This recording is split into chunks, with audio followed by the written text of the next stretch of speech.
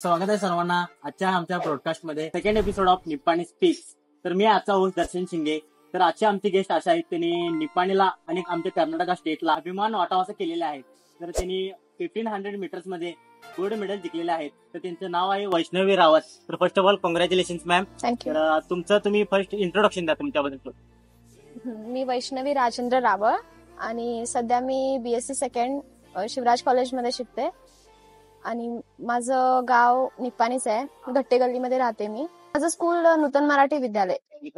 माझं बालवाडीपासून शिक्षण तिथेच झालंय. बालवाडीपासून निप्पाण मराठी विद्यालय 10वी पर्यंत माझं शिक्षण तिथेच झालंय. मग तुमचा विचार कसा आले की हे स्पोर्ट्स जर्नी मध्ये जाणार आहे मी, म्हणजे स्पोर्ट्स ऍथलीटच होणार आहे मी, असं तुमच्या डोक्यात कसं? माझं असं की काही एम नव्हतं की म्हणजे स्पोर्ट्समन बनावं.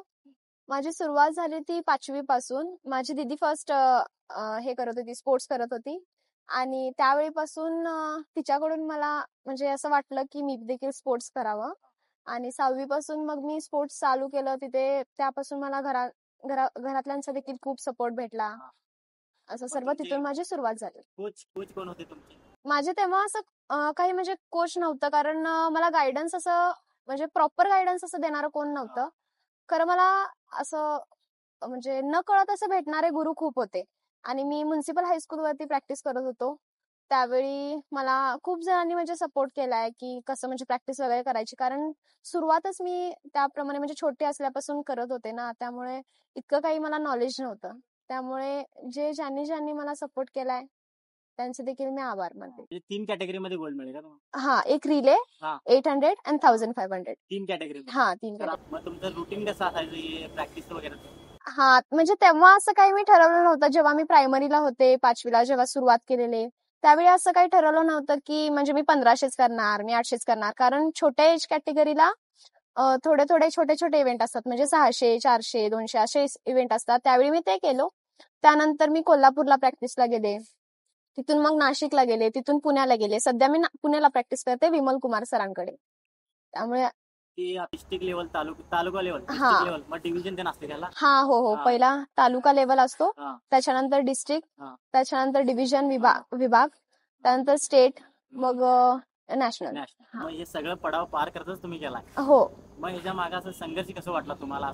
संघर्ष असा खूप होता, कारण मला असं नाहीये की लगेच मला म्हणजे प्रॅक्टिस केली आणि लगेच मला सगळे मेडल मिळाले, असं काहीच नाहीये.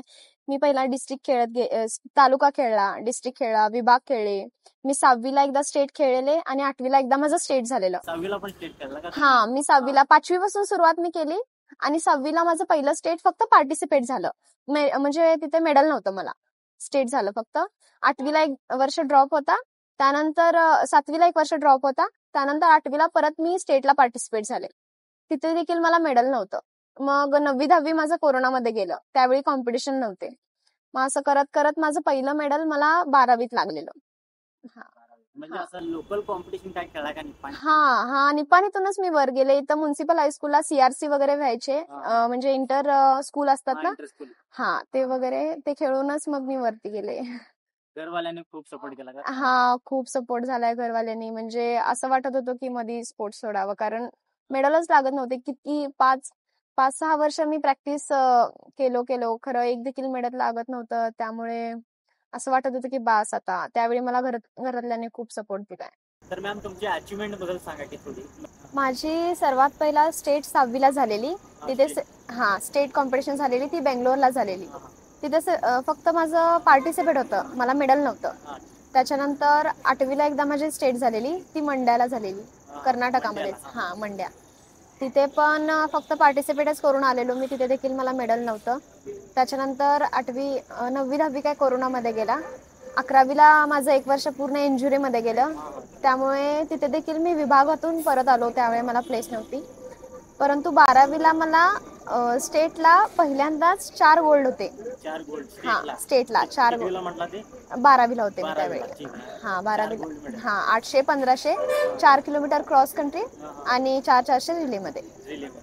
त्याच्यानंतर त्यातलाच एक इव्हेंट माझा नॅशनलला गेला, 4 किलोमीटर क्रॉस कंट्री, आणि मला ब्रॉन्झ मेडल होतं नॅशनलला. आतापर्यंत असं 8-9 तरी माझ्याकडे नॅशनल मेडल आहेत. त्याच्यातले सध्या UPला कॉम्पिटिशन झालेले, परत UP ओडिसाला 2 वेळा झालेले. युनिव्हर्सिटीचे माझ्याकडे कॉम्पिटिशनचे मेडल आहेत.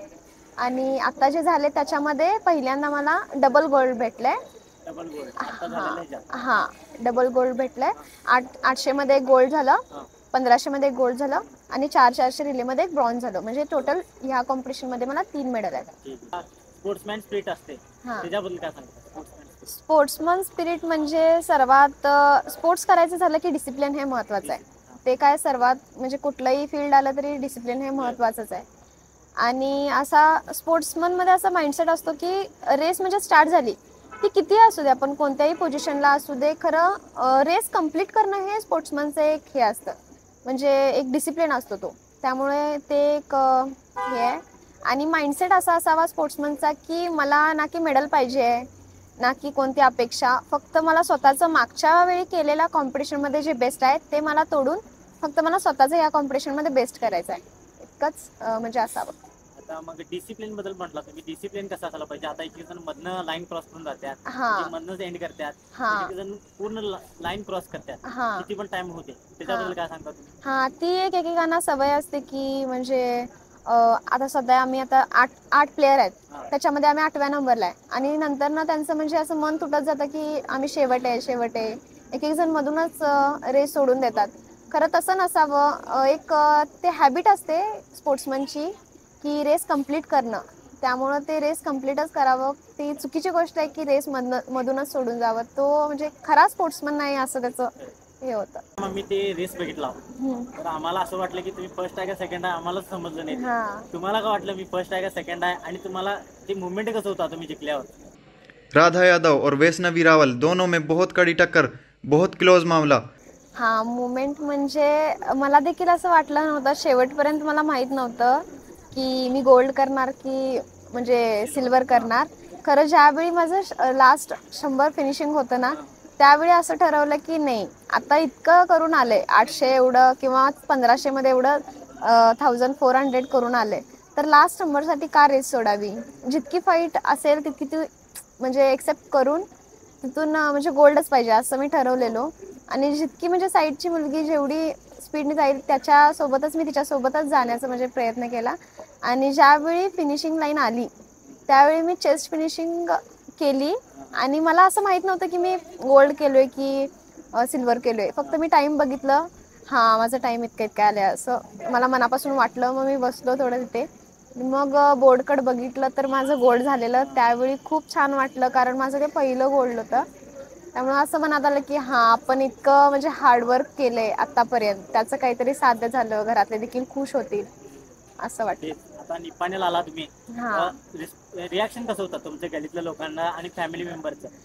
रिॲक्शन म्हणजे ते खूप असे खुश झालेले कारण आतापर्यंत मला गोल्ड नाही आहे आणि आपली पोरगी म्हणजे कर्नाटकाचं रिप्रेझेंटेशन पूर्ण इंडियामध्ये करते. त्यामुळं त्यांनी देखील खूप खुश झालेले. मला माझा रॅली काढले निपाणीमध्ये, निपाणीतले म्हणजे सर्वजण खुश झालेले. ते देखील सर्वांकडून कॉंग्रॅच्युलेशन, सर्वांकडून प्रेम मिळत होतं. खूप छान वाटलं. निपाणी जनतेला तुम्ही काय सांगता? निपाणी जनतेला असं सांगतो की म्हणजे जे आता यंग पिढी आहे, जी आताची यंग पिढी आहे ती स्पोर्ट्स सुरुवात करत असेल तर असं काही नाही आहे की स्पोर्ट्समननी कधी सुरुवात करावी. जर स्वतःमध्ये मनामध्ये अशी जिद्द असेल की नाही मला करायचंच आहे तर तो कोणत्याही एजमध्ये आपण सुरू करू शकतो. आता आपल्या निपाणीमध्ये देखील खूप असे ट्रायथलॉन वगैरे करणारे डॉक्टर्स वगैरे आहेत. एज त्यांचं किती देखील असू दे, खरं ते किती किलोमीटर रन करतात. त्यामुळे असं नाही आहे की एज म्हणजे कोणत्याही ह्याच्यामध्ये मायने राखते. त्यामुळे आपण कधीही सुरुवात करू शकतो. फक्त स्वतःमध्ये हरण्याची अशी इच्छा म्हणजे हरण्याचं असं हे नसावं आणि असंच पुढे जात जात कधीतरी यश भेटेल या अपेक्षेनं आपण कष्ट करत गेलो की यश नक्कीच कधीतरी भेटतं. आता आमचे यंग जनरेशनचे पोरं असतात बघा, त्यांची पण इच्छा असते आम्ही पण ॲथलीट व्हायचं, तुम्ही त्यांना काय बोलता?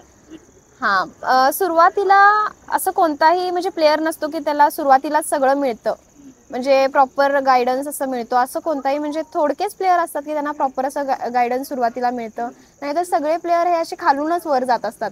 म्हणजे आता तालुका, जिल्हा असं बिन गायडन्सचे, बिन कुठले म्हणजे आपल्याकडं फॅसिलिटीज नसतात. मी देखील त्यातूनच वर गेले.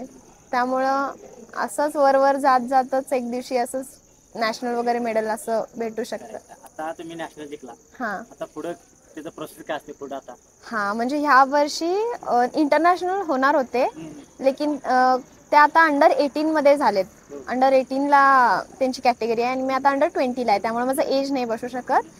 पण आता 2026ला एशियन होणार आहे, त्यामध्ये माझं असं एम आहे की मी चांगलं करेन 2026च्या एशियनमध्ये. हां इंटरनॅशनल गेम्समध्ये हे माझं म्हणजे आहे. तुम्ही आता इंटरनॅशनल मध्ये इंडिया म्हणून रिप्रेझेंट करा. हां इंडिया म्हणून मग रिप्रेझेंट आमच्या करेन. निप्पाणीचं नाव आणि आमच्या देशाचं नाव पण तुम्ही. हां डाएट बद्दल काय सांगा तुम्ही? डाएट बद्दल म्हणजे मेन म्हणजे खाण्याबद्दल असं एका स्पोर्ट्समनला सांगायचं झालं तर डिसिप्लिन असतं ते तेलकट वगैरे खायचं नाही. बरं तर जास्त शुगर वगैरे असं काय खायचं नसतं. बाकी स्प्राउट्स आणि ज्यूस वगैरे सगळं हे बीटरूट ज्यूस किंवा बाकी कुठल्याही फ्रूटचं ज्यूस घ्या, असं काही नाही आहे.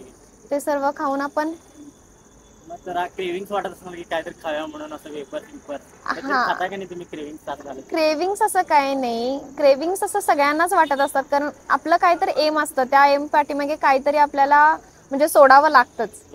हां मग त्यासाठी आपण ते सोडून थोडंसं हां इव्हेंट झाल्यावर एक थोडे म्हणजे 1-2-3 दिवस असं काहीतरी खाल्लं तर ठीक आहे, लेकिन ते प्रॅक्टिसच्या ह्याच्यामध्ये डेजमध्ये ते खाऊन नाही चालत. त्याच्यामध्ये स्टॅमिनाला किंवा प्रॅक्टिसमध्ये थोडासा हे येऊ शकतो, प्रॉब्लेम येऊ तर शकतो. तुमच्यासाठी इव्हेंट झाल्यावर हम्म. बालाजी वेपर्स निप्पाणी ह्याने तुमच्यासाठी गिफ्ट हॅम्पर दिलेला आहे. हां. तर घ्या, बालाजी वेपर्स यांच्याकडून तुम्हाला एक गिफ्ट हॅम्पर, बालाजी वेपर्स कडून थँक्यू.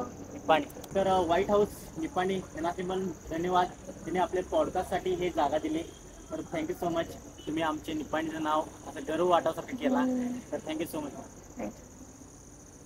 तर आम्ही भेटा तुम्हाला निप्पाणी स्पीक्सच्या नेक्स्ट एपिसोडमध्ये अजून एक इन्स्पायरिंग गेस्ट घेऊन.